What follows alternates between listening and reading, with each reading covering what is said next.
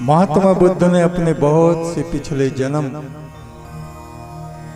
अपने भिक्षुओं को, अपने शिष्यों को बताए। अपने एक जन्म के बारे में उन्होंने बताया। एक बार मैं व्यापारी था। उन दिनों बैलगाड़ियों से व्यापार होता था। आने और जाने में महीनों महीनों लग जाते थे। कच्चे रास्ते हुआ करते थे। लोग काफलों में झुंड बनाकर चला करते थे। रास्ते में डाकू वगैरह न लूट लें।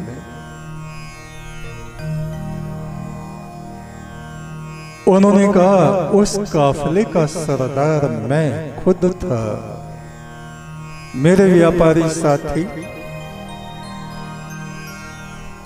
चले जा रहे थे। बहुत दूर तक कहीं भी हमें पानी ना मिला। रात में हम लोग प्यासे सो गए। रात में मुझे सपना आया, थोड़ी दूर आगे चलोगे तो आगे चलने पर तुम्हें एक यक्ष सरोवर मिलेगा।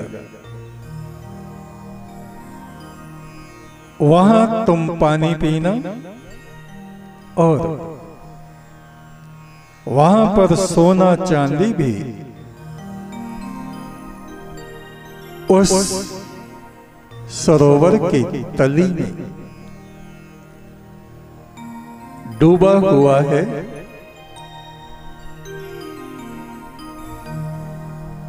तुम लोग केवल उतना वहां से धन लेना जो तुम्हारे दोनों हाथों में आ जाए, बस।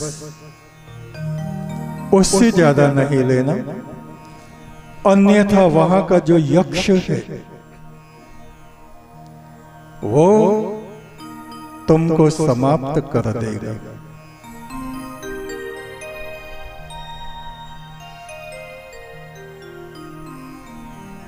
सुबह उठते ही उन्होंने अपने व्यापारी साथियों से बताया।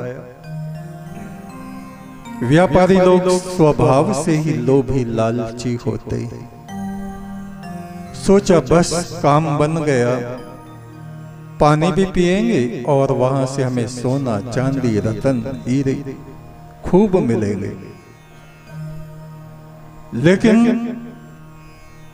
व्यापारियों के उस नेता ने कहा, सावधान,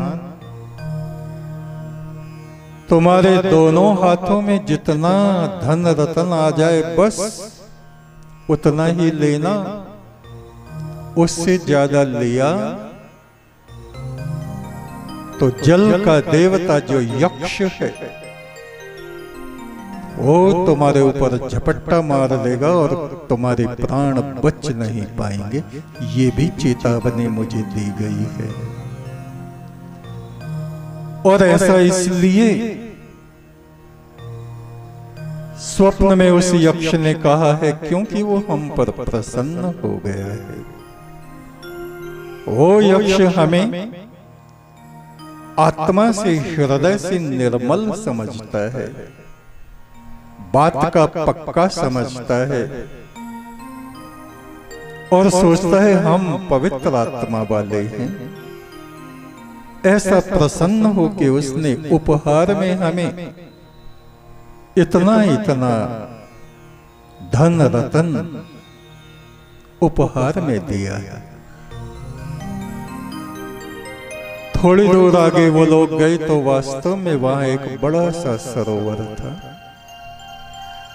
सब सरोवर में उतर गए, खूब जल उन्होंने पिया और नीचे को हाथ ले गए तो वहां तो हीरे रतन मोती स्वर्ण मुद्राएं भरी पड़ी थी उसमें।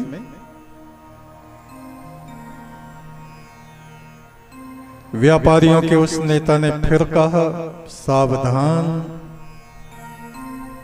उतना ही धन लेना है जितना कहा गया है, उससे ज्यादा नहीं। सबसे प्रारंभ में उस व्यापारी के नेता ने ही जितना दोनों हाथों में आया उतना ले लिया।